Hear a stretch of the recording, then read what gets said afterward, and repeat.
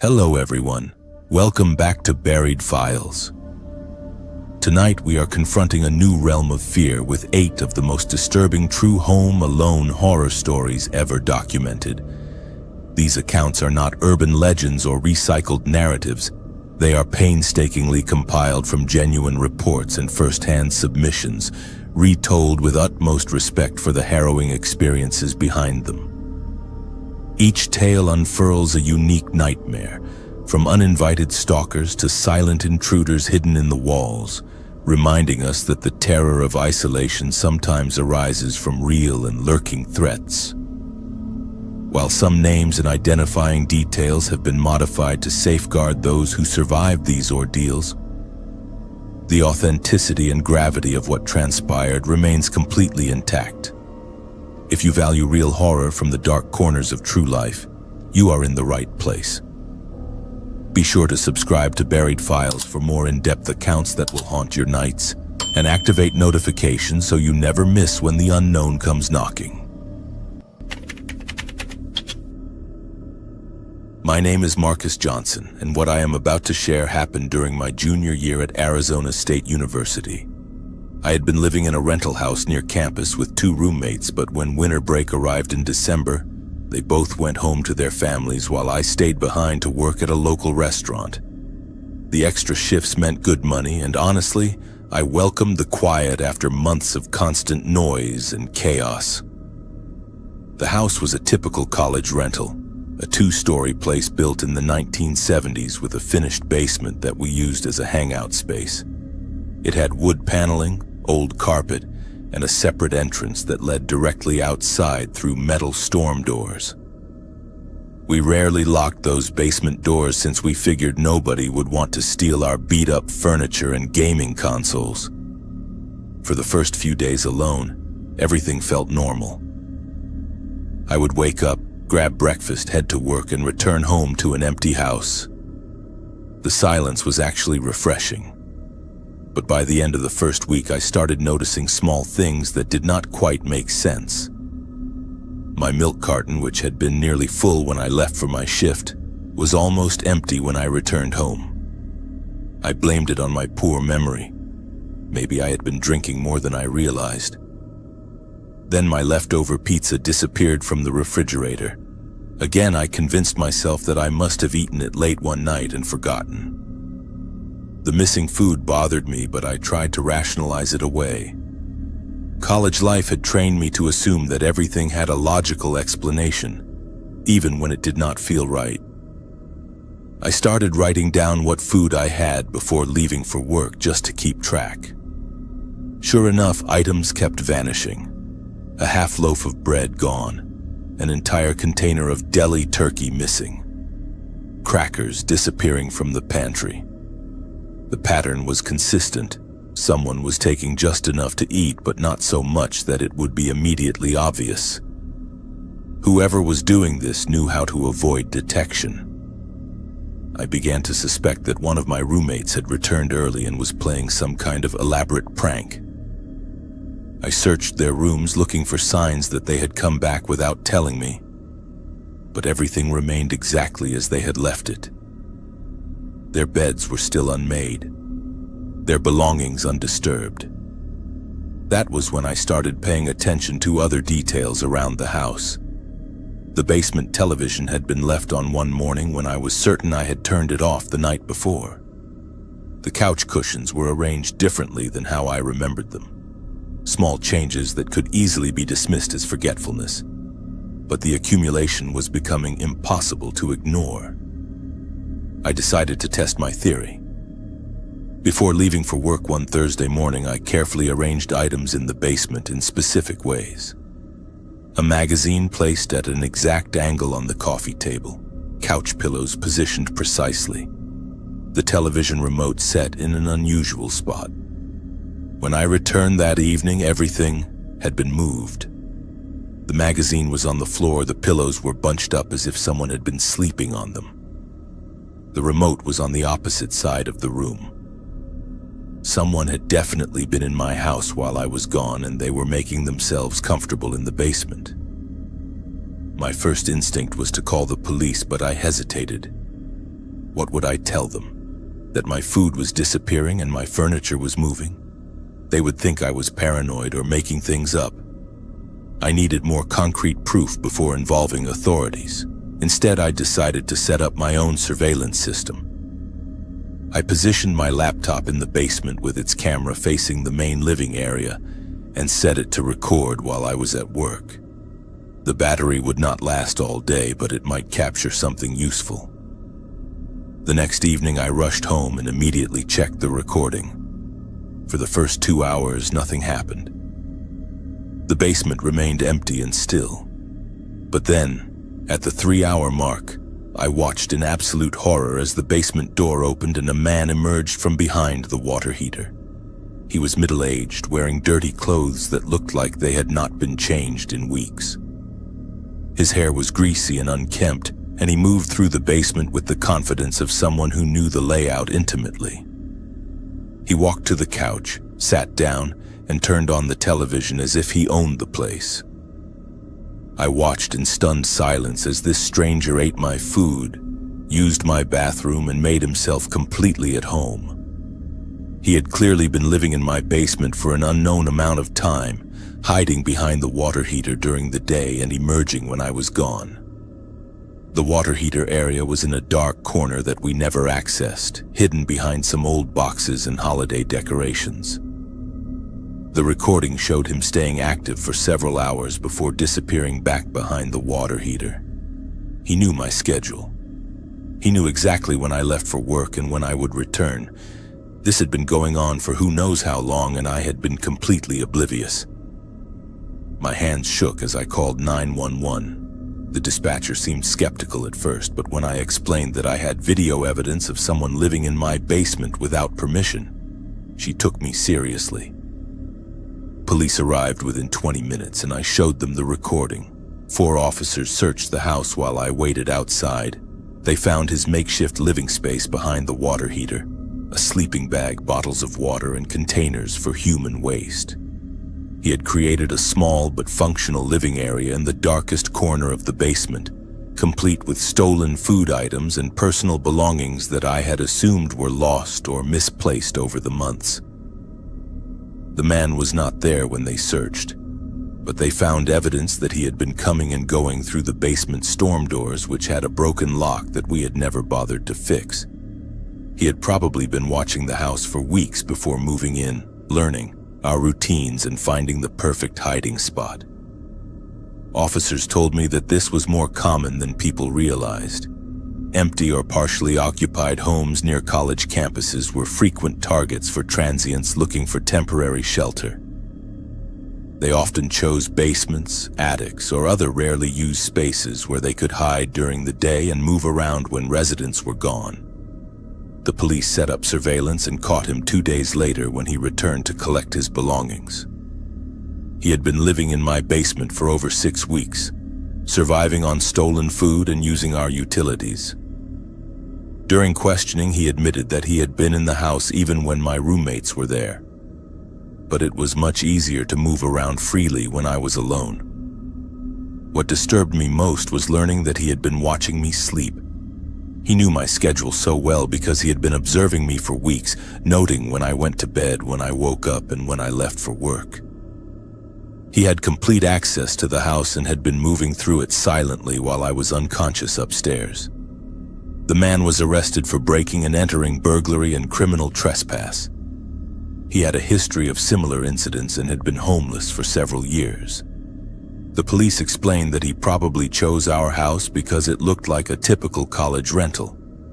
Easy access, minimal security, and residents who were often away. I could not sleep in that house for weeks afterward. Every sound made me wonder if someone else was hiding somewhere, waiting for me to leave or fall asleep. We installed new locks, security cameras, and motion sensors throughout the house. I checked behind that water heater obsessively even though I knew it was empty. My roommates returned from break to find the house transformed into a fortress. When I explained what had happened, they were horrified but also fascinated. They wanted to see the video and hear every detail about how someone had been living with us without our knowledge. The story spread quickly through our friend group and became legendary on campus, but for me it was not an interesting story to share at parties. It was a fundamental violation of safety and security that changed how I viewed private spaces forever.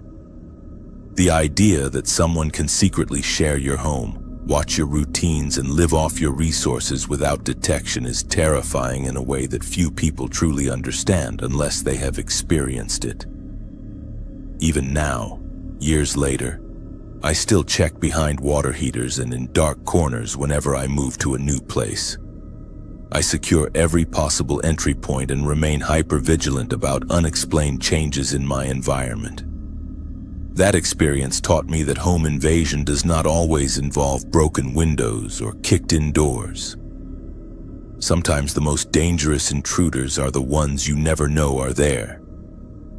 The basement tenant had been my unwelcome roommate for over a month, and if I had not started paying attention to the small details, he might have continued living there indefinitely. That realization still gives me chills, knowing that someone was sharing my space, breathing the same air, and watching my life unfold from the shadows. My name is Emma Rodriguez, and I am a single mother living in Tampa, Florida. What happened to me 3 months ago still makes me question everything I thought I knew about safety and technology. It was a Tuesday night in June when Hurricane Debbie was approaching the coast, bringing with it the kind of electrical storms that turn the sky into a war zone. My daughter Sophia was only 8 months old at the time, and like most new mothers, I had become obsessed with monitoring her sleep. I had installed one of those high-tech baby monitors with video and audio capabilities, the kind that connects to your phone and promises to give you peace of mind. The base unit sat on Sophia's dresser, and I kept the handheld receiver with me wherever I went in the house. That particular evening, the storm had knocked out power to half the neighborhood, but our house still had electricity. The wind was howling outside and rain pelted against the windows with such force that I worried the glass might crack. Sophia had been fussy all day because of the atmospheric pressure, but she had finally fallen asleep around 8 o'clock. I was in the kitchen washing dishes when the baby monitor started acting strangely. Instead of the usual soft static or gentle breathing sounds from Sophia's room, I began hearing what sounded like fragments of conversation. At first, I assumed it was interference from other electronic devices in the neighborhood, something that occasionally happened during storms. The voices were faint and distorted, cutting in and out with the static. I could not make out specific words, but there seemed to be at least 2 people talking back and forth.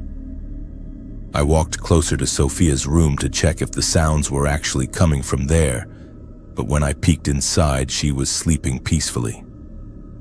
The voices were definitely coming through the monitor, not from the room itself. I tried adjusting the frequency settings, thinking maybe the device was picking up radio transmissions or signals from another baby monitor in the area. But as I fiddled with the controls, the voices became clearer, and what I heard made my blood run cold. A man's voice said, "She put the baby down about 20 minutes ago." Then a second voice, also male, replied, "Good. Give it another hour before we make our move." I stood frozen in my kitchen, gripping the monitor so tightly that my knuckles turned white. These were not random radio signals or crossed wires from another family's baby monitor. These people were talking about me and Sophia, and they seemed to know our schedule with frightening accuracy. The conversation continued sporadically over the next few minutes, always with the same 2 voices discussing details about our house and routine. They mentioned that I usually went to bed around 10:30 and that I always checked on Sophia one last time before turning off the lights. They knew which rooms had windows facing the street and which ones were hidden from view. My first instinct was to call 911, but I hesitated because I knew how crazy it would sound. What would I tell them? That my baby monitor was picking up voices of people planning to break into my house? They would probably assume I was having some kind of postpartum anxiety episode or that the storm was making me paranoid. Instead, I decided to investigate further. I grabbed my phone and started recording the audio from the baby monitor, hoping to capture evidence of what I was hearing. The voices came and went with the static, but I managed to record several minutes of clear conversation. "The back door looks like the easiest entry point," one voice said. "No deadbolt, just a regular handle lock." "What about the dog?" the second voice asked. "There is no dog. I have been watching for 3 days. Just her and the baby." My legs nearly gave out when I heard that. Someone had been watching my house for 3 days, studying our routines and planning some kind of break-in. The detail about the back door was particularly terrifying because it was accurate. I had been meaning to install a deadbolt but had not gotten around to it yet. I crept through the house, turning off all the lights and checking every window and door to make sure they were locked. My hands shook as I drew all the curtains and blinds, suddenly aware of how exposed I had been living. If someone had been watching us for 3 days, they had seen everything. When I fed Sophia, when I did laundry, when I took showers. The storm outside was getting worse, with thunder that seemed to shake the entire house. Each flash of lightning illuminated the yard for a split second, and I found myself scanning for signs of movement or unusual shadows. But the real terror was coming through that baby monitor, which continued to broadcast fragments of conversation throughout the evening. Around 9:30, I heard one of the voices say, "Lights are going out in the front rooms. She is getting ready for bed." I had indeed been turning off lights as I made my final rounds through the house, following my usual bedtime routine without realizing I was being observed. The fact that they could see into my house and coordinate their observations through some kind of radio communication was beyond frightening. I called my sister Maria, who lived about 15 minutes away, and asked her to come over. I could not explain everything over the phone without sounding completely insane. But I told her I was scared and needed someone to stay the night. She could hear the panic in my voice and agreed to drive over despite the storm. While waiting for Maria to arrive, I continued monitoring the radio transmissions. The voices discussed timing, entry methods, and what they were looking for once they got inside. They mentioned jewelry, electronics, and cash, making it clear that this was a planned burglary. But they also talked about making sure we did not wake up during the process, which implied they knew we would be home. "If she wakes up, we just tie her up until we are finished," one voice said casually. "The baby will not be a problem."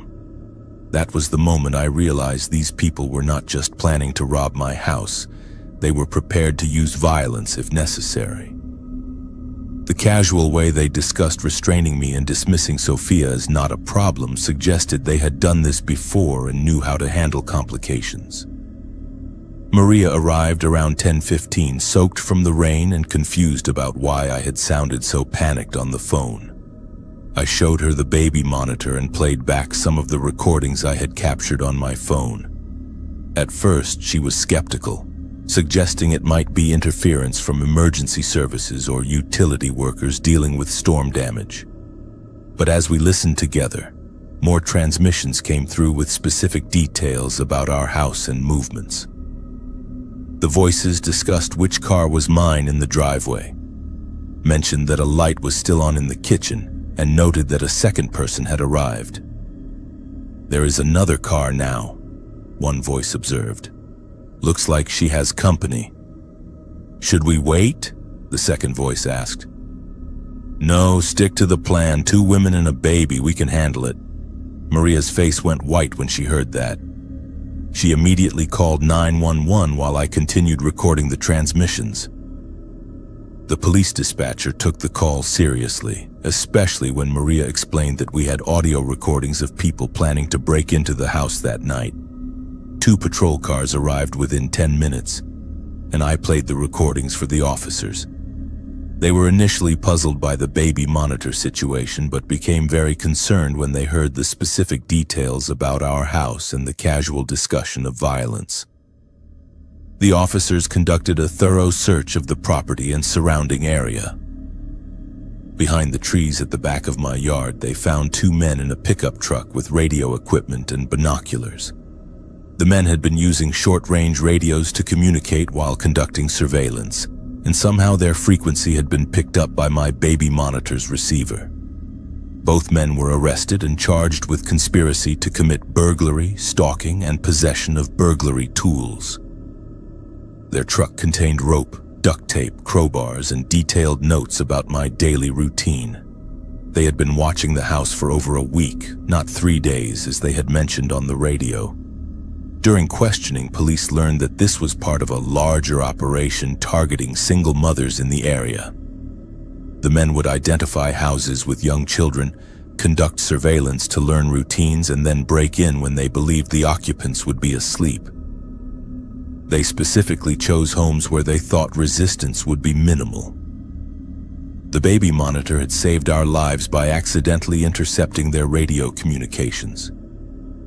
If I had not heard those transmissions, they would have broken in around midnight and found us completely unprepared.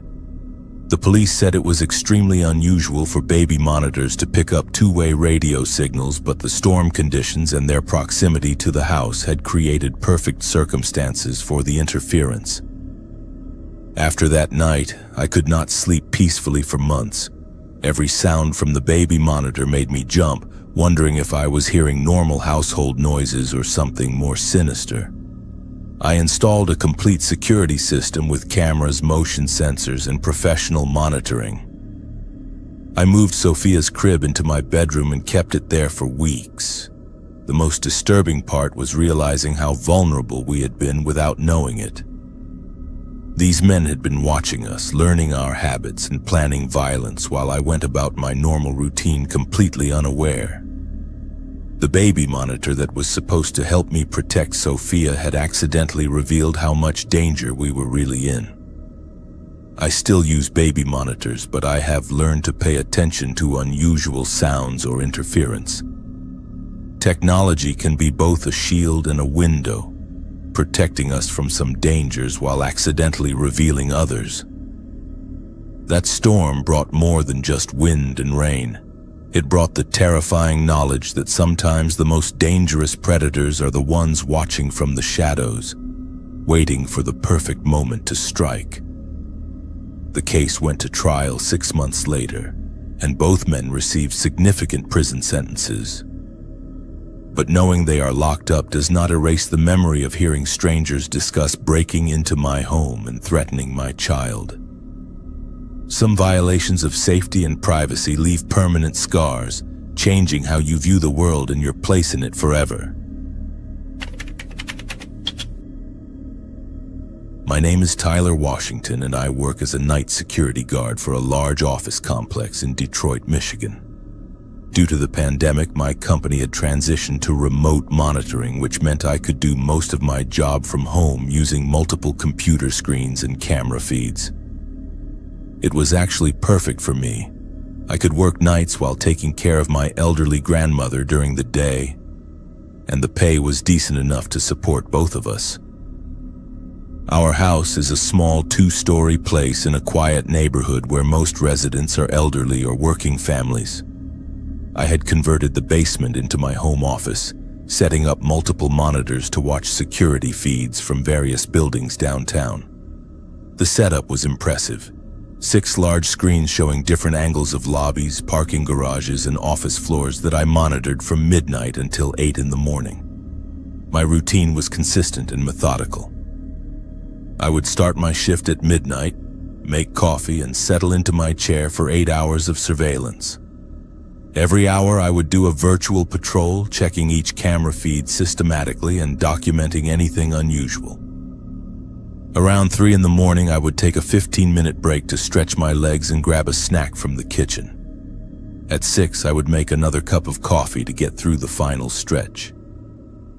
This routine had been working perfectly for almost a year when something started to feel wrong. It began 3 weeks ago on a Tuesday night when I heard footsteps upstairs during my shift. At first, I assumed it was my grandmother getting up to use the bathroom, which happened occasionally despite her usually sleeping soundly through the night. But when I checked on her a few minutes later, she was fast asleep in her bed. The next night, I heard the same pattern of footsteps around the same time. Slow, deliberate walking from the kitchen to the living room, then back to the kitchen. Again, I found my grandmother sleeping peacefully when I investigated. I started to wonder if the house was settling or if I was hearing sounds from neighboring houses, but the footsteps were distinctly coming from directly above my basement office. By the end of that first week, the footsteps had become a nightly occurrence. They always happened around 2:30 in the morning, always followed the same path through the kitchen and living room, and always lasted about 5 minutes. But my grandmother was always asleep when I checked, and she never mentioned being up during the night. What made it truly disturbing was how closely the footsteps matched my own routine. I realized that the timing coincided exactly with when I would normally take my break and walk through the kitchen to get a snack. Someone upstairs was mimicking my movements, following the same path I took every night, but they were doing it while I was still in the basement. I started paying closer attention to other sounds in the house. The coffee maker would turn on at 3:15 every morning, which was when I typically made my second pot of coffee. But I had not turned it on. I would hear the familiar beep of the microwave around 4 o'clock, the exact time I usually heated up leftover dinner. Cabinet doors would open and close in the kitchen, following the pattern of my usual snack preparation. The most unnerving part was hearing my own routine being performed upstairs while I sat in the basement doing my job. It was like listening to a recording of my normal night, except I was not the one making those sounds. Someone else was moving through my house, opening my cabinets, using my appliances, and following my schedule with disturbing precision. I began documenting everything, writing down the exact times I heard footsteps, appliance sounds, and cabinet doors. The pattern was incredibly consistent. Every sound happened at the precise time I would normally make that movement or use that appliance. Whoever was in my house had been watching me long enough to memorize my entire routine. The footsteps were always the same weight and pace as my own. The coffee maker ran for exactly the same duration I typically used. Even the microwave would beep for the same number of times I usually set it for. This level of detail suggested someone had been observing me for weeks or months, learning every aspect of my nightly habits. I installed a security camera in the kitchen, angled to capture the main walking area where I heard most of the sounds. The first night with the camera, I watched my monitors while simultaneously listening to the familiar footstep pattern above me. But when I checked the kitchen camera feed, the room was completely empty. No movement, no person, nothing to explain the sounds I was clearly hearing. This continued for several more nights, hearing detailed activity upstairs while seeing absolutely nothing on the camera. I started to question my sanity, wondering if the isolation and night shift work were causing some kind of auditory hallucinations. But the sounds were too specific, too consistent, and too closely matched to my routine to be imaginary. I decided to test the situation by changing my routine slightly. Instead of taking my break at 3 in the morning, I waited until 3:30. The footsteps upstairs adjusted to match my new timing. When I made coffee at 3:45 instead of 3:15, I heard the coffee maker turn on upstairs at exactly 3:45. Whoever was in my house was not following a memorized schedule. They were actively watching me and mimicking my movements in real time. This meant they had visual access to my basement office and could see when I stood up, when I walked toward the stairs, and when I performed specific actions. I spent an entire night searching for hidden cameras or other surveillance equipment in the basement, but found nothing. The house had been thoroughly renovated before we moved in, with new electrical work and updated systems, so it seemed unlikely that someone had installed monitoring devices during construction.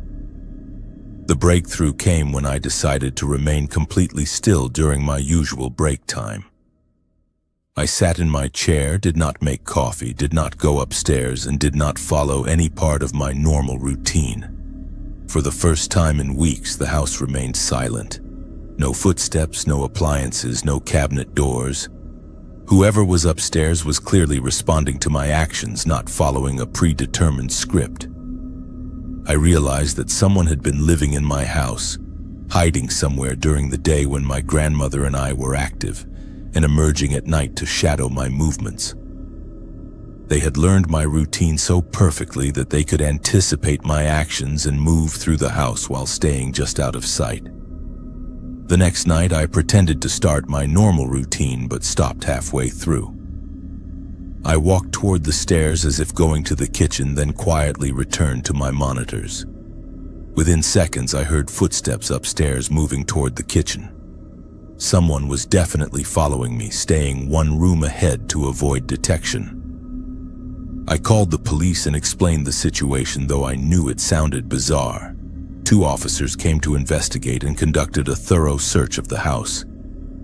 They found evidence that someone had been living in the crawl space above the main floor ceiling, a small area accessible through the attic that provided a perfect hiding spot with visual access to most rooms through gaps in the old ceiling.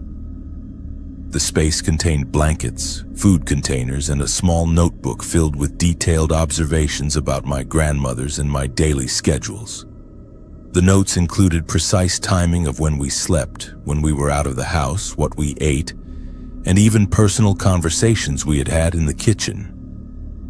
Someone had been watching and documenting our lives for months. They also found a small hole drilled in the basement ceiling that provided a clear view of my computer setup. This explained how the intruder could monitor my work routine and mimic my movements with such accuracy. They had been watching me work every night, learning my habits, and then performing a shadow version of my routine in the rooms above. The intruder was never caught, but evidence suggested they had been accessing the house through a loose attic vent that connected to the roof. They probably entered during the day when we were both occupied and hid in the crawl space until nighttime. The setup was sophisticated and suggested someone with construction knowledge who understood how to move through houses without detection. We installed proper security throughout the house, sealed all potential entry points, and added motion sensors in areas that had previously been unmonitored. My grandmother was shaken by the revelation that someone had been living above her bedroom for months, watching her sleep and documenting her routine. The most disturbing aspect was realizing that this person had no interest in stealing anything or causing immediate harm. They seemed content to observe, document, and mimic our lives while remaining hidden. The notebook contained months of detailed observations about our habits, preferences, and schedules, suggesting a level of obsession that went far beyond typical breaking and entering. I eventually had to change jobs because I could not focus on security monitoring while worrying about who might be watching me. Every sound in the house made me wonder if someone was hiding nearby, learning my new routine and preparing to begin their shadow performance again. The violation of having someone secretly live in your home, watching your most private moments, changes your relationship with safety and privacy permanently.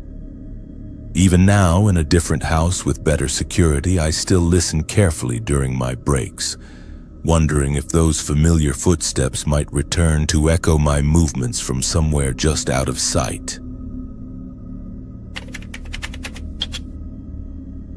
My name is Sofia Martinez, and I am an art student from the University of New Mexico. Last September, I rented a small cabin in the mountains outside Albuquerque for a month-long independent study project. The isolation was exactly what I needed to focus on my painting, but it also made me the perfect target for someone with very disturbing intentions. The cabin was about 30 minutes from the nearest town, nestled in a grove of pine trees with large windows that provided beautiful natural light for my artwork. It was a single-story structure with a wraparound porch, 2 bedrooms, a kitchen, and a spacious living area that I had converted into my studio space. The owner was an elderly woman who lived in Santa Fe and rented the property to artists and writers seeking creative solitude. I had been there for about a week when I first noticed that something felt wrong. It was subtle at first, just a feeling of being watched that I initially attributed to the isolation and unfamiliar surroundings. But as the days passed, the sensation grew stronger, especially when I was working near the large windows that faced the forest. The cabin had windows on all sides, and I loved the feeling of being surrounded by nature while I painted. During the day, I kept most of the curtains open to maximize the natural light. But at night, those same windows became sources of anxiety. The darkness outside seemed to press against the glass, and I found myself checking and rechecking the locks before going to bed. About 10 days into my stay, I discovered the first piece of evidence that my unease was justified. While walking around the cabin one morning to stretch my legs, I noticed footprints in the soft soil beneath the living room windows. They were clearly fresh, made sometime during the night when the ground was still damp from an evening rain shower. The prints were from men's boots, size 10 or 11, and they formed a pattern that suggested someone had been standing at the window for an extended period.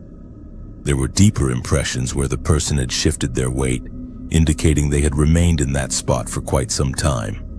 The positioning of the prints showed that whoever made them had been looking directly into my improvised studio where I spent most of my time. I called the property owner, Mrs. Gutierrez, to report the footprints, but she seemed unconcerned. She suggested it might have been a maintenance worker checking on the property, or perhaps a hiker who had gotten lost and was looking for help. Her casual dismissal made me question whether I was overreacting, but the footprints were definitely deliberate and purposeful, not the random marks of someone passing by. That night, I made sure all curtains were tightly closed before settling into work. But around 11 o'clock, I heard a soft tapping sound coming from the direction of the kitchen window. It was rhythmic and gentle, like someone lightly drumming their fingers against the glass. When I crept toward the kitchen to investigate, the tapping stopped immediately. I stood in the darkened kitchen for several minutes, listening intently, but heard nothing more. When I finally worked up the courage to peek through a gap in the curtains, I saw nothing but darkness and the silhouettes of trees. But the timing was too perfect. The tapping had stopped the exact moment I approached the window, suggesting that whoever was outside could see my movements inside the cabin. The next day brought a discovery that made my blood run cold. While taking my morning walk around the property, I found a small digital camera partially hidden in the bushes near the bedroom window. It was camouflaged with green tape and positioned to capture a clear view of the room where I slept. The camera was still recording, its tiny red light blinking steadily. My hands shook as I examined the device. It was a trail camera, the type used by hunters to monitor wildlife, but it had been modified and carefully positioned to spy on the cabin. The angle and placement showed that whoever put it there had intimate knowledge of the cabin's layout and my daily routines. They knew which room I slept in and had positioned the camera for maximum surveillance.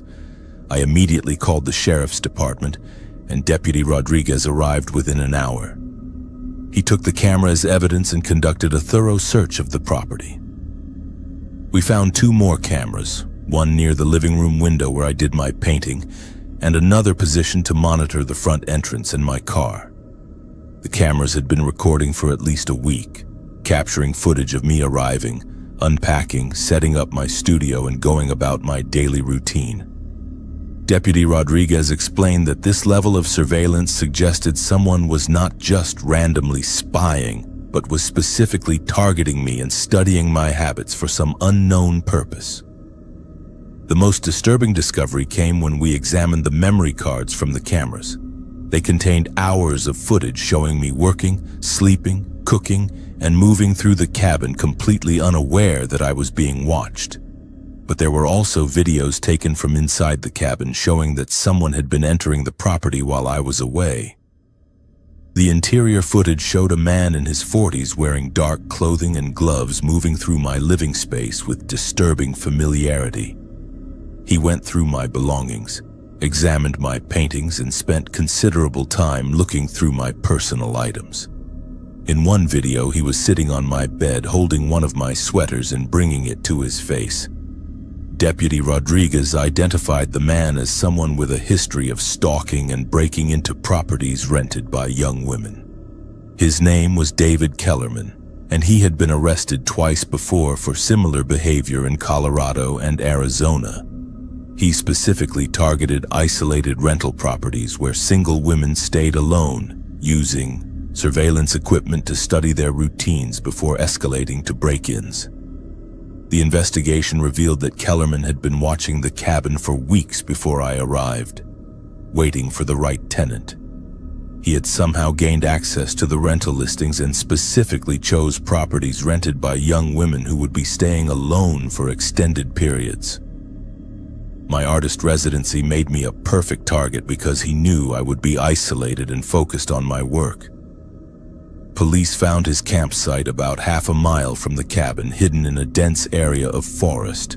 He had been living there for over a month, equipped with sophisticated surveillance equipment, camping gear, and detailed notes about my daily activities.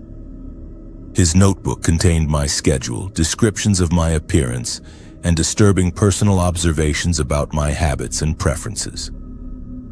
The campsite also contained photographs that he had taken of me through the cabin windows, printed on a portable printer. Some were taken during the day while I was painting, others at night when I was getting ready for bed. The photos were organized chronologically and included written comments about my appearance and activities that made it clear this was not random voyeurism, but an obsessive fixation. Kellerman was arrested 2 days later at a gas station in town where he was purchasing supplies. The police found additional surveillance equipment in his truck, along with cable ties, duct tape, and other items that suggested his intentions went far beyond simple observation. Deputy Rodriguez told me that based on the evidence, they believed he was planning to eventually approach or confront me directly. During questioning, Kellerman admitted to stalking multiple women in similar situations over the past 5 years. He would identify isolated rental properties, conduct surveillance for weeks, and then escalate to breaking in and spending time in their living spaces while they were away. In some cases, he had been living in or near rental properties simultaneously with his victims for weeks without their knowledge. The psychological evaluation revealed that Kellerman was obsessed with the idea of sharing living spaces with women without their consent. He derived satisfaction from being close to them, learning their habits, and infiltrating their private lives while remaining undetected. The cameras allowed him to feel connected to his victims even when he was not physically present. I had to cut my residency short and return to Albuquerque, but the experience left me with lasting trauma that affected my ability to work alone or stay in isolated locations. The knowledge that someone had been watching me sleep, documenting my movements, and entering my living space while I was gone created a violation of privacy that took months of therapy to address. The case went to trial 6 months later, and Kellerman was sentenced to 8 years in prison for stalking, breaking and entering, and violation of all privacy. But knowing he is locked up does not erase the memory of seeing those photographs of myself taken without my knowledge, or the realization that someone had been sharing my living space and studying my life with such obsessive detail. Mrs. Gutierrez installed comprehensive security systems at the cabin and now screens tenants more carefully. But she told me that the experience made her reconsider renting to single women staying alone. The isolation that makes these properties attractive to artists and writers also makes them ideal hunting grounds for predators who know how to exploit vulnerability and privacy. I still paint, but I no longer work near large windows or stay in isolated locations alone. The art that was supposed to come from solitude and natural beauty instead came from the terrifying knowledge that privacy is often just an illusion, and that the most dangerous watchers are the ones you never know are there.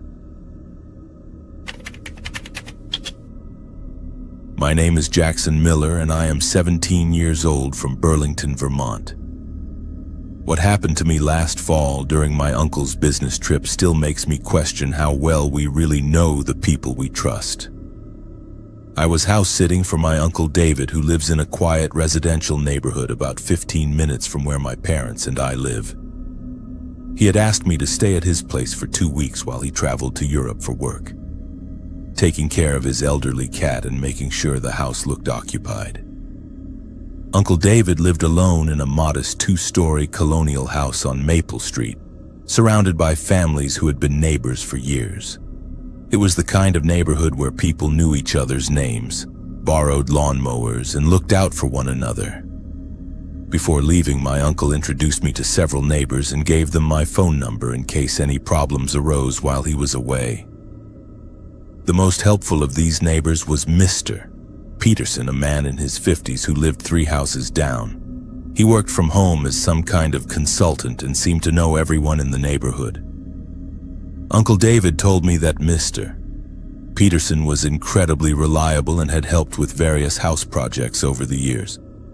He had a key to the house for emergencies and had offered to check on me periodically while I was staying there alone. For the first few days, everything went smoothly. I attended school during the day and returned to Uncle David's house in the evening to do homework, feed the cat, and maintain my normal routine. Mr. Peterson stopped by twice during that first week, once to bring me some homemade cookies from his wife and another time to check that the heating system was working properly. I appreciated his attention and kindness, especially since I was still adjusting to sleeping in an unfamiliar house. Mr. Peterson seemed genuinely concerned about my well-being and made sure I had his phone number in case I needed anything.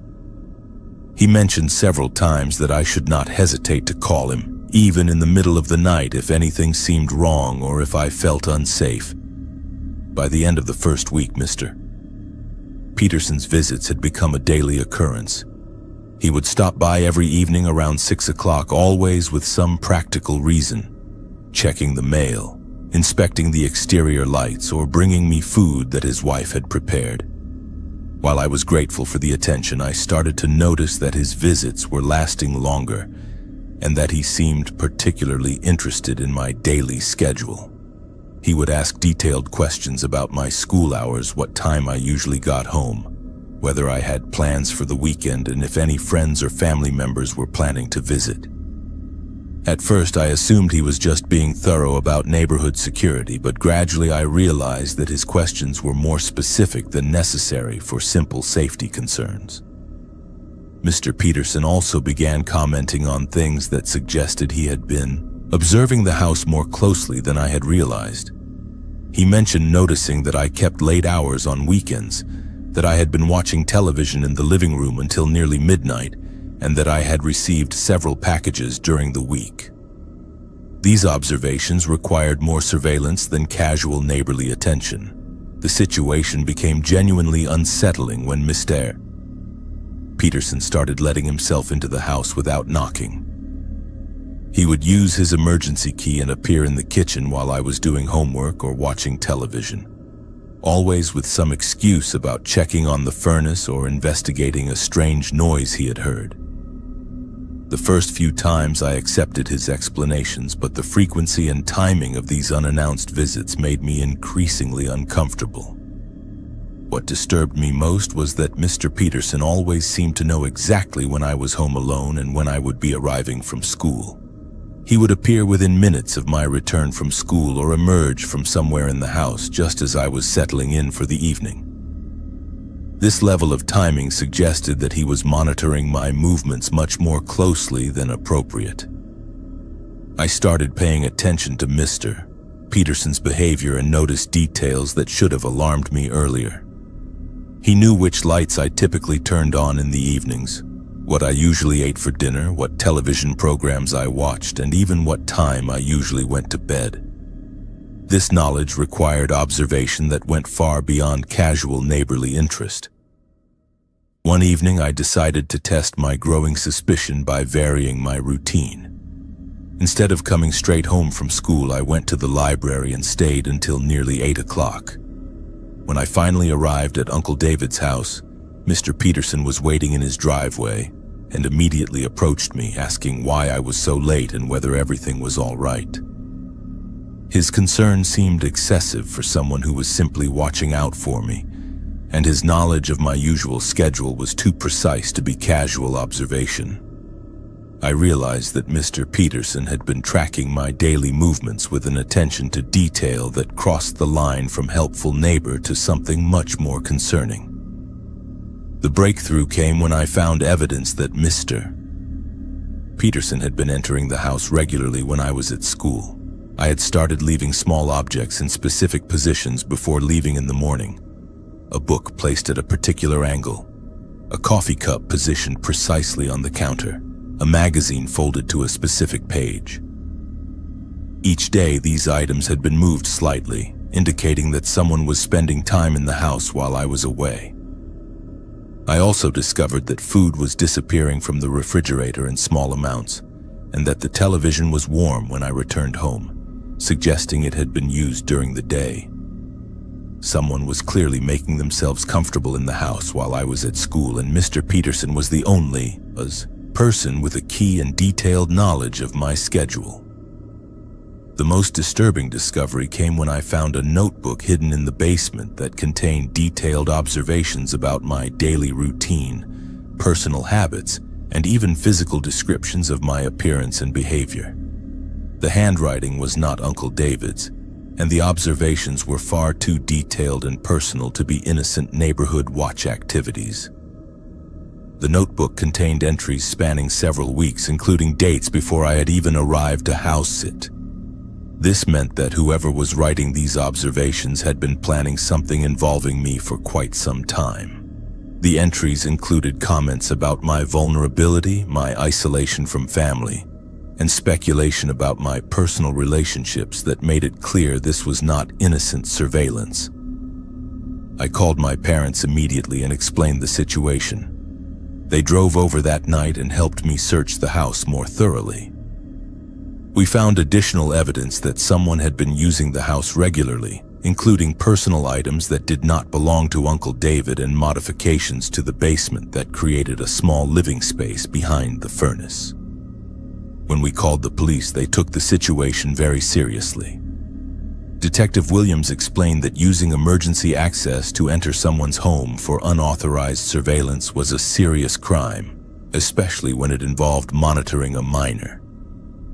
The notebook provided clear evidence of stalking behavior that had escalated to the point of illegal entry and invasion of privacy.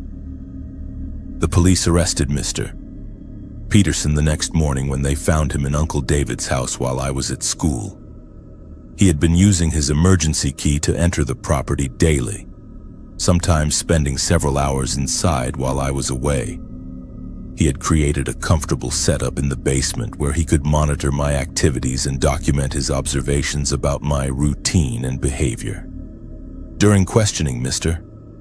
Peterson admitted that he had been planning this surveillance for months, waiting for an opportunity when Uncle David would be away and I would be staying alone. He had volunteered to be the neighborhood contact specifically so he could gain access to the house and monitor me without suspicion.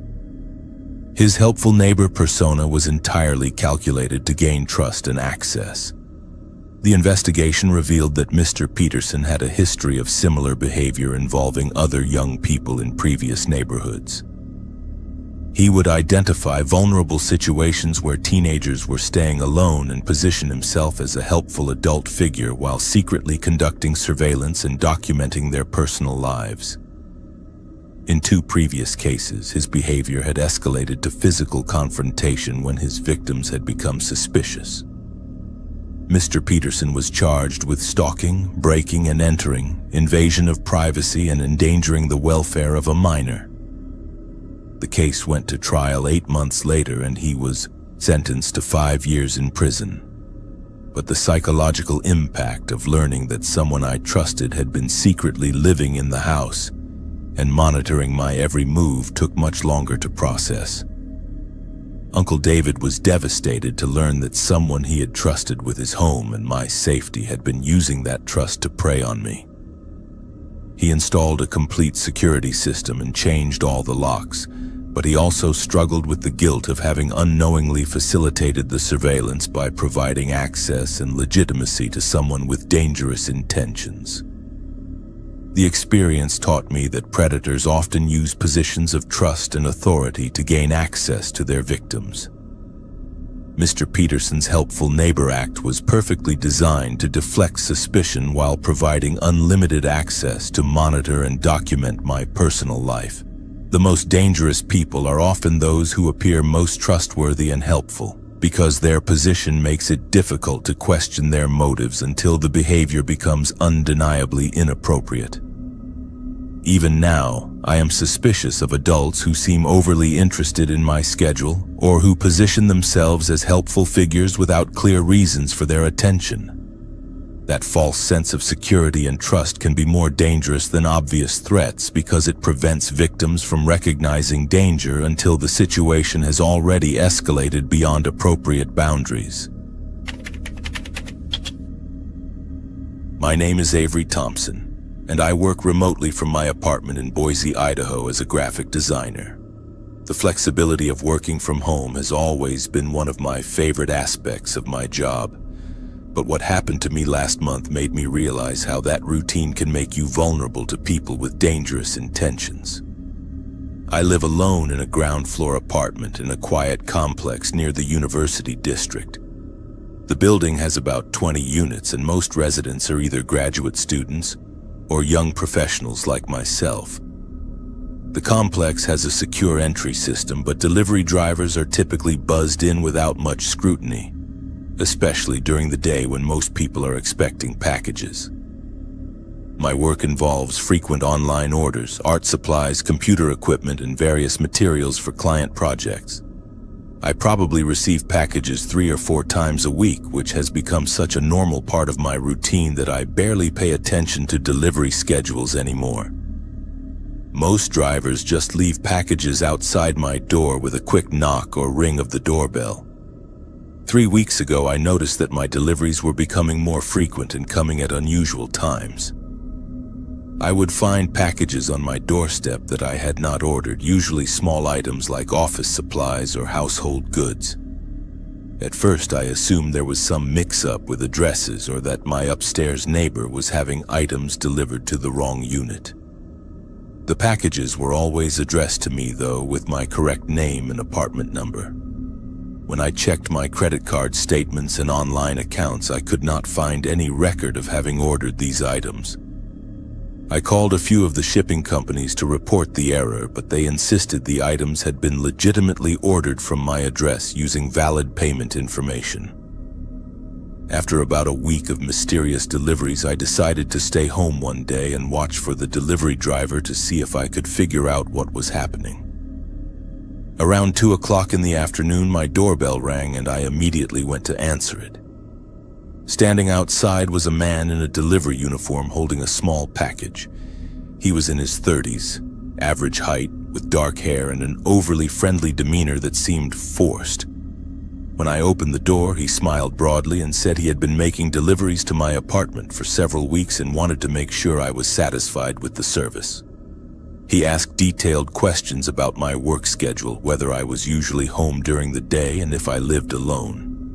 The questions felt intrusive, but I assumed he was just being thorough about delivery logistics. I mentioned that I worked from home most days and that packages could be left outside my door if I was not available to answer. He seemed pleased by this information and lingered outside my apartment for several more minutes, making small talk about the neighborhood and complimenting my apartment's location. After he left, I realized that legitimate delivery drivers rarely have extended conversations with recipients or ask personal questions about living situations. His interest in my schedule and living arrangements seemed excessive for someone just delivering packages. I also noticed that he had been looking past me into my apartment while we talked, scanning the interior as if assessing the layout.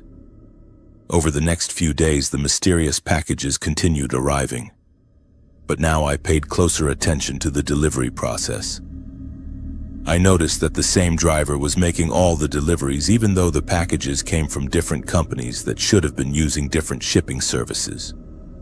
This suggested that someone was specifically arranging for the same person to have repeated access to my building and apartment. I started keeping track of delivery times and noticed they were becoming more frequent and occurring at specific times when I had previously mentioned being home. If I had told him I usually took lunch breaks around noon, packages would arrive right around 12 o'clock.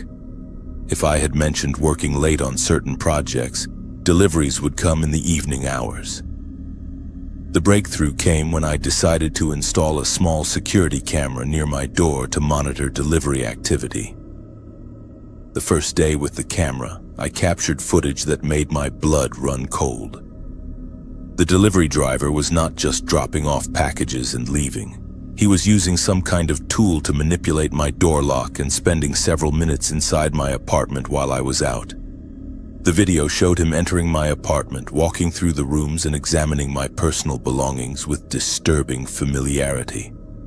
He went through my desk drawers, looked at photographs, and spent considerable time in my bedroom, opening closets and examining clothing. He was clearly using the delivery visits as opportunities to case my apartment and learn about my personal life. I immediately called the police and showed them the security footage. Detective Morrison took the case very seriously and explained that using delivery services to gain access to homes was an increasingly common tactic used by burglars and stalkers. The fake packages provided legitimate cover for repeated visits and allowed the perpetrator to study potential victims and their routines.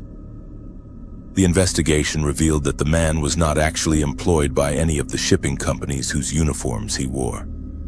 His name was Robert Chen, and he had been purchasing delivery uniforms online and creating fake packages to gain access to apartment complexes throughout the city. He specifically targeted young women who lived alone and worked from home. Police found his apartment filled with stolen items from dozens of homes, photographs of women taken without their knowledge, and detailed notes about the daily routines of potential victims. He had been conducting this scheme for over a year, using fake deliveries to identify vulnerable targets, and then escalating to burglary or worse. Chen's notes about me were particularly disturbing. He had documented my work schedule, social activities, and even personal habits like what I typically wore around the apartment. He knew when I usually showered, when I ordered food, and when I was most likely to be distracted by work projects. He had been planning something much more serious than simple burglary. The investigation revealed that Chen had a history of sexual assault charges in another state and had been using the delivery scheme to identify and monitor potential victims. Several other women came forward after his arrest, reporting similar experiences with mysterious packages and overly friendly delivery drivers who asked too many personal questions. Chen had been using the fake deliveries to gradually desensitize victims to his presence and gather information about their vulnerabilities. The packages created a sense of routine and familiarity that made his frequent visits seem normal and legitimate. By the time victims became suspicious, he already had detailed knowledge of their homes and schedules. The most disturbing aspect was learning that Chen had been planning to escalate his behavior. Police found detailed plans for home invasions, including information about which victims would be easiest to overpower and which apartments provided the best opportunities for assault without detection. My security camera had likely prevented a much more serious crime. Chen was arrested and charged with burglary, stalking, identity theft, and possession of stolen property. During the investigation, police linked him to over 30 similar cases across 3 states, He had been using the fake delivery scheme to commit crimes for several years, always moving to new areas when local police began investigating suspicious delivery patterns. The case went to trial 6 months later, and Chen was sentenced to 12 years in prison. But the psychological impact of learning that someone had been systematically infiltrating my personal space and planning to assault me was devastating. I had to move to a different apartment and completely change my work routine and online ordering habits. I now verify all deliveries before accepting packages, require identification from all delivery personnel, and never provide personal information about my schedule or living situation to strangers. I also installed comprehensive security equipment and changed my delivery address to a secure pickup location rather than having items sent directly to my home. The experience taught me that predators are constantly evolving their tactics to exploit new vulnerabilities created by modern conveniences. The rise of online shopping and frequent deliveries has created opportunities for criminals to gain legitimate access to private spaces while appearing to provide normal services. What made Chen's scheme so effective was that delivery drivers are expected to be in residential areas, asking about schedules and having access to buildings and apartments. His fake packages provided perfect cover for surveillance and infiltration activities that would otherwise be obviously suspicious. Even now, I feel anxious whenever my doorbell rings unexpectedly or when delivery drivers ask questions beyond basic logistics. The violation of having someone systematically infiltrate my personal space while pretending to provide a service has permanently changed how I interact with strangers and how much personal information I share in casual conversations. The case highlighted how criminals are adapting to exploit the trust and convenience that modern life depends on, turning everyday interactions into opportunities for predatory behavior that can escalate to serious violence. My name is Dakota Kim, and I am a 20-year-old college student at Vanderbilt University in Nashville, Tennessee. What happened to me last spring during my recovery from ACL surgery still haunts me and has completely changed how I view healthcare workers and the trust we place in people who enter our homes during vulnerable times. I had torn my ACL playing intramural soccer in February, requiring reconstructive surgery that left me bedridden for several weeks with limited mobility. My parents lived in California, so they arranged for a home health aide through a reputable medical agency to help me with daily tasks while I recovered in my off-campus apartment near the university. The apartment was a small one-bedroom place that I normally shared with my roommate Jessica, but she had moved out temporarily to do an internship in Atlanta. This meant I would be alone with whatever healthcare worker the agency assigned to me, which made my parents nervous but seemed necessary given my limited mobility and the pain medication that left me drowsy and disoriented. The agency sent someone named Marcus Williams, a man in his early 30s who had excellent credentials and references from previous clients. He was professional during our initial meeting, explaining his experience with post-surgical care and outlining a schedule for helping me with meals, medication management, and physical therapy exercises. He seemed competent and caring, which put both my parents and me at ease. For the first week, Marcus followed his schedule perfectly. He would arrive at 8 in the morning, help me shower and get dressed, prepare meals, assist with my physical therapy routine, and handle household tasks that I could not manage on crutches. He was professional, respectful of my privacy, and genuinely seemed invested in helping me recover quickly. The arrangement was supposed to last for 3 weeks until I could manage independently, but by the second week, Marcus began suggesting changes to the schedule that made me uncomfortable. He proposed staying overnight so he could monitor my pain levels and help if I needed assistance during the night. When I declined, he insisted that his other clients always appreciated having 24-hour care. Marcus also began asking increasingly personal questions about my social life, relationships, and family finances. He wanted to know if I had a boyfriend who might visit, whether my parents planned to check on me, and how much money I had access to for medical expenses. These questions seemed excessive for someone providing basic healthcare assistance. By the third week, Marcus had established a pattern of arriving earlier than scheduled and staying later than necessary. He would let himself in using the key I had given him and often be in my apartment when I woke up, claiming he wanted to check on me during the night.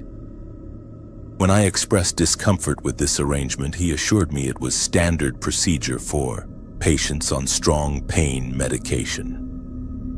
The situation became genuinely alarming when I discovered that Marcus had been going through my personal belongings while I slept. I found my laptop moved to different locations, dresser drawers slightly open, and personal documents that had been disturbed. When I confronted him about this, he claimed he was looking for my medication schedule and insurance information to better coordinate my care. Marcus also began making comments about my appearance and recovery that crossed professional boundaries. He would compliment my body during physical therapy sessions, make suggestive remarks about helping me bathe, and ask detailed questions about my intimate relationships that had no relevance to my medical care. When I tried to redirect these conversations, he would claim he was just being friendly and trying to keep my spirits up. The breaking point came when I woke up one night to find Marcus sitting in my bedroom chair watching me sleep. He claimed he was checking on my breathing and pain levels, but when I asked him to leave, he became defensive and insisted that monitoring patients during sleep was part of his job responsibilities. His presence in my bedroom at 3 a.m. felt predatory and inappropriate. I called the home health agency the next morning to request a different aide, but Marcus intercepted the call, taking the phone from me and speaking to his supervisor privately. He told me afterward that the agency was satisfied with his care and that changing aides mid-treatment would disrupt my recovery progress. He also mentioned that filing complaints could affect my insurance coverage and delay my return to school. That afternoon, while Marcus was supposedly running errands, I called the agency directly from my cell phone. The supervisor I spoke with had no record of Marcus calling them and seemed surprised by my description of his behavior. When I detailed his overnight stays, personal questions, and invasive monitoring, she immediately expressed concern and said this was not standard protocol for their aides.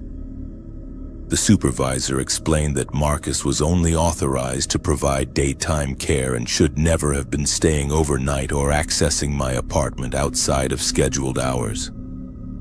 She also confirmed that going through patients' personal belongings and making inappropriate comments were serious violations of their professional standards. She promised to investigate immediately and send a replacement aide within 24 hours.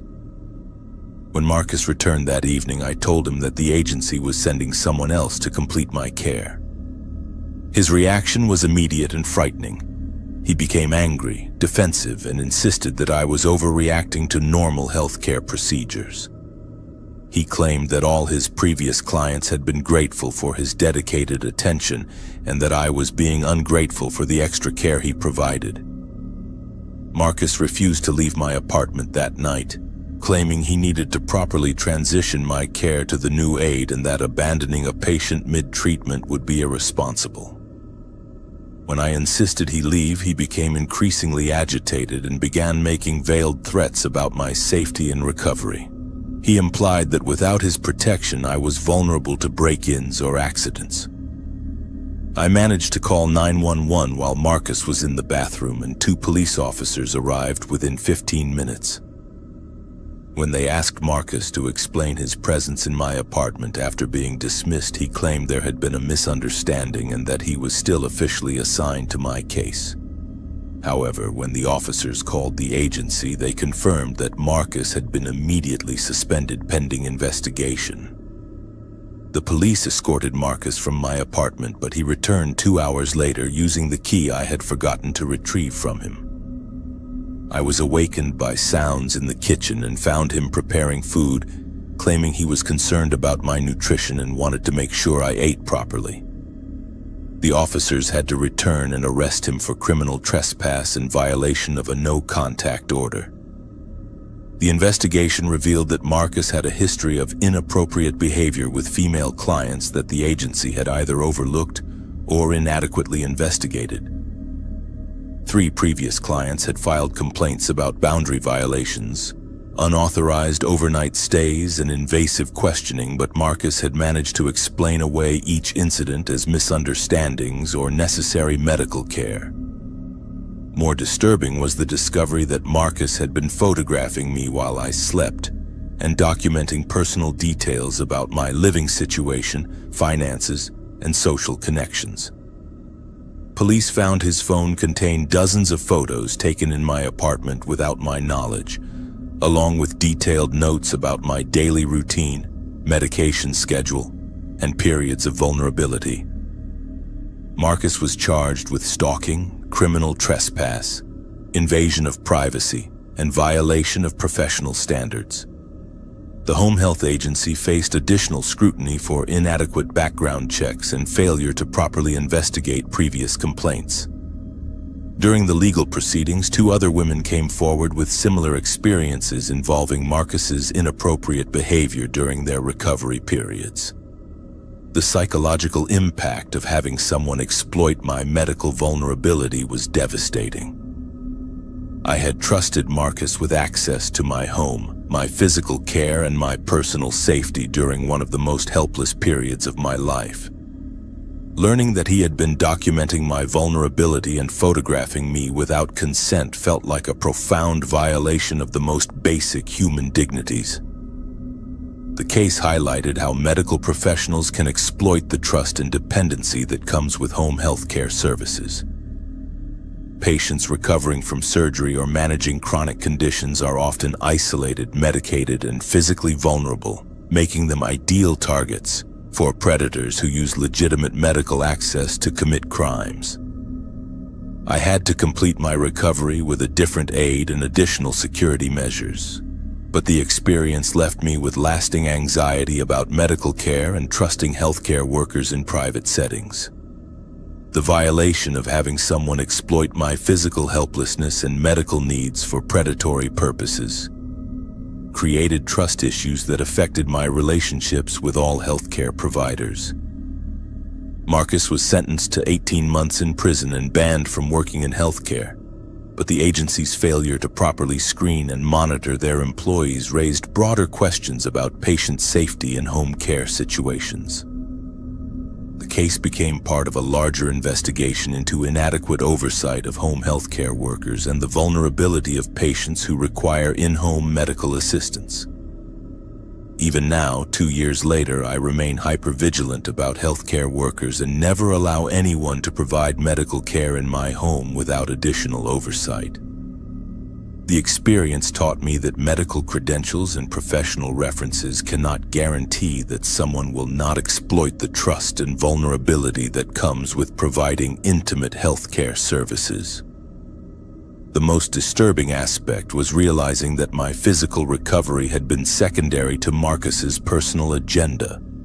He had used my medical needs as cover for stalking, surveillance, and exploitation, turning what should have been a healing process into a prolonged period of victimization that extended my vulnerability far beyond my original injury.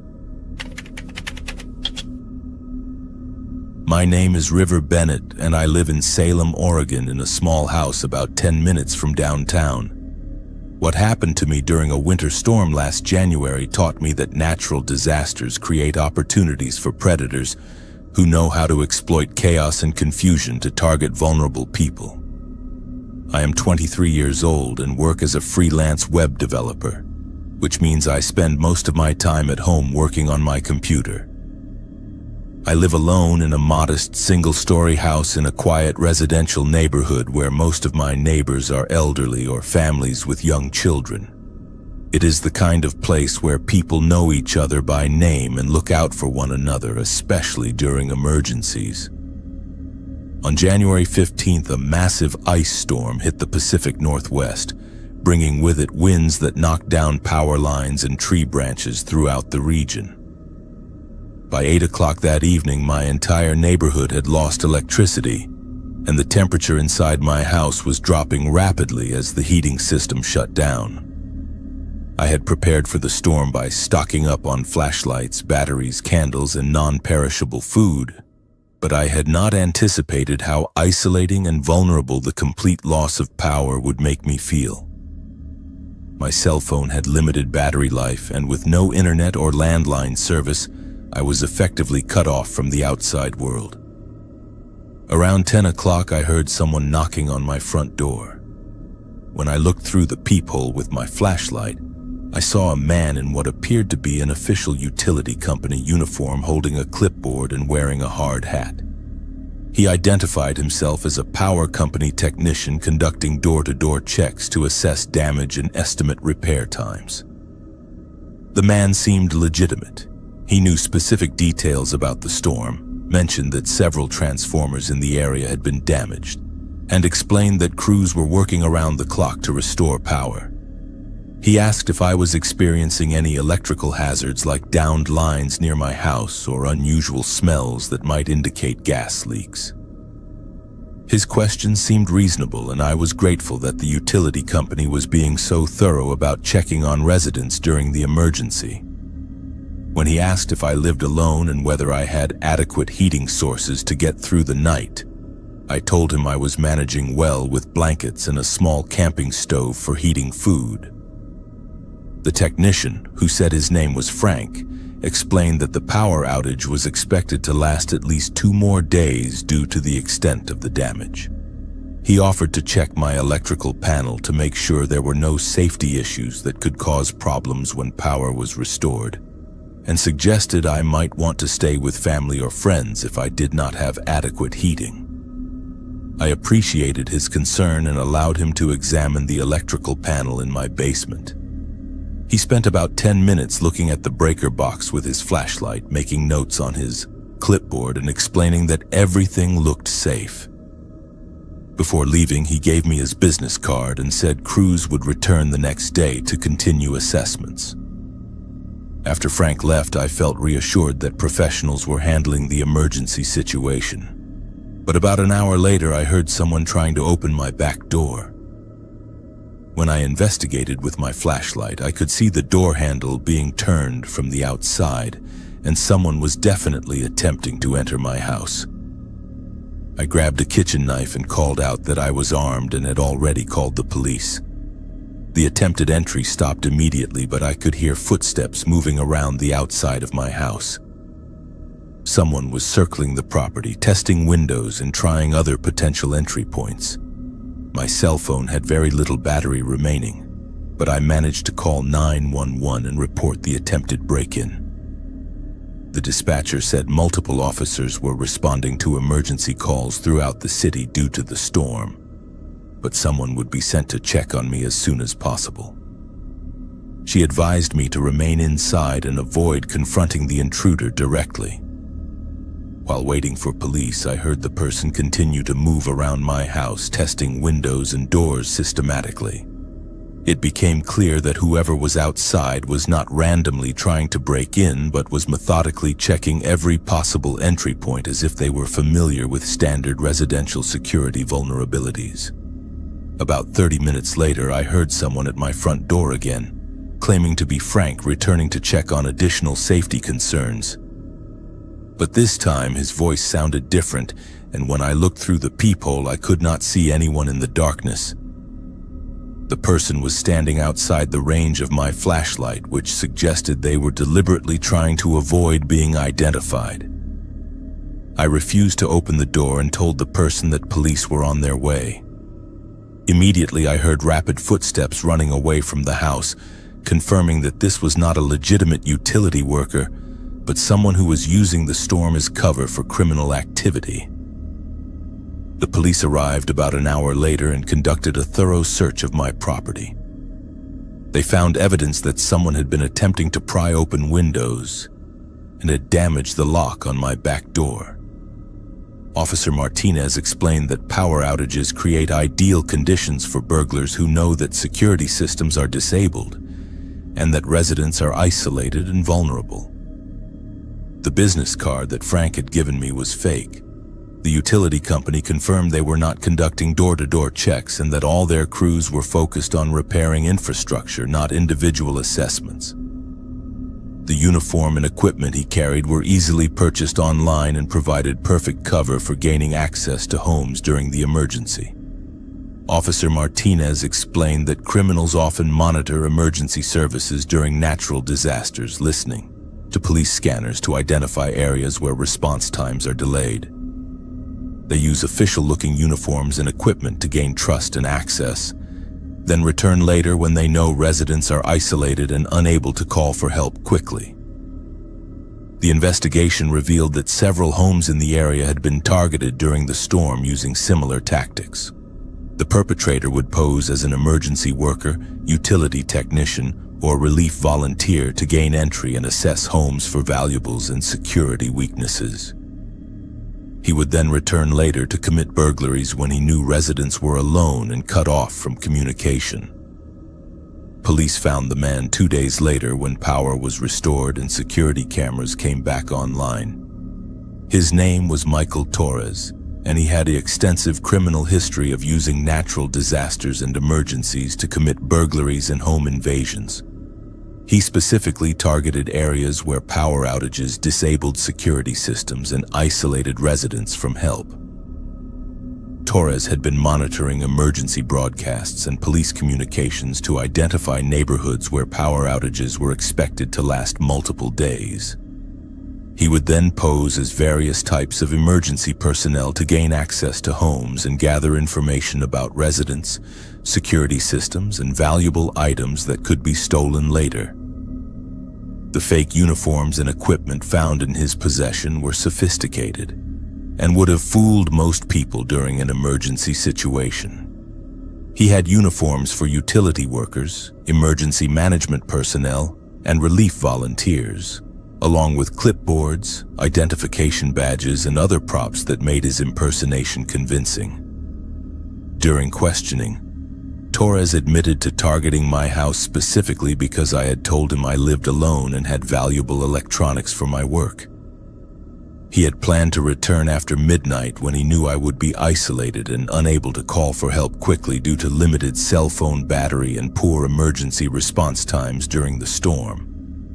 Torres was charged with attempted burglary, impersonating a public official, and criminal trespass. The investigation linked him to over 20 similar incidents across 3 states during various natural disasters over the past 2 years. He specifically targeted rural and suburban areas where residents were likely to trust official-looking personnel and where emergency response was delayed. The case highlighted how natural disasters create unique vulnerabilities that criminals actively exploit. The combination of disabled security systems, limited communication, delayed emergency response, and residents' increased willingness to trust people claiming to provide help creates ideal conditions for predatory behavior.